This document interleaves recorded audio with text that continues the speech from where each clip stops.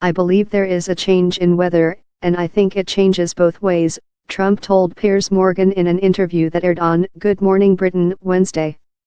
Don't forget, it used to be called global warming, that wasn't working, then it's called climate change, and now it's called extreme weather. Trump cited the recent spate of deadly tornadoes in the United States. The president argued that the country has seen extreme weather before. 40 years ago, we had the worst tornado binge we've ever had, Trump said. In the 1890s, we had our worst hurricanes. The effect of climate change on extreme weather events is still being debated by climate scientists. But there is virtually unanimous consensus about the fact of rising global temperatures, the melting of glaciers and sea ice, and the rise in ocean levels, all of which are projected to have serious and potentially catastrophic effects in future decades.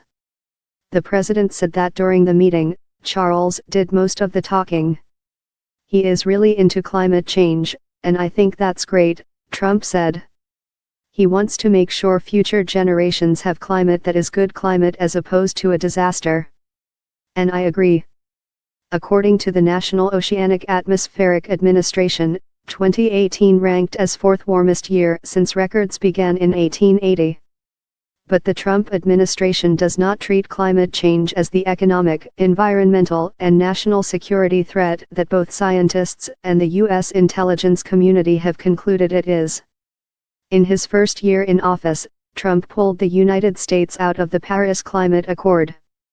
He did not mention climate change or global warming in either of his State of the Union addresses or in his first address to a joint session of Congress in 2017. And earlier this year, the White House formed a panel of select federal scientists to reassess the U.S. government's analysis of climate science and counter the National Climate Assessment, which in November concluded that climate change will cost the U.S. economy hundreds of billions of dollars because of the increasing severity of natural disasters, such as hurricanes and wildfires. I don't believe it, Trump said in response to its release, adding that if every other place on Earth is dirty, that's not so good.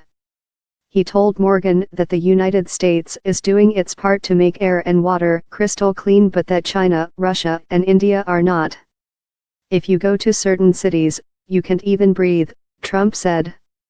The air and water pollution Trump was decrying are separate phenomena from greenhouse gas accumulation in the atmosphere, which is the cause of climate change.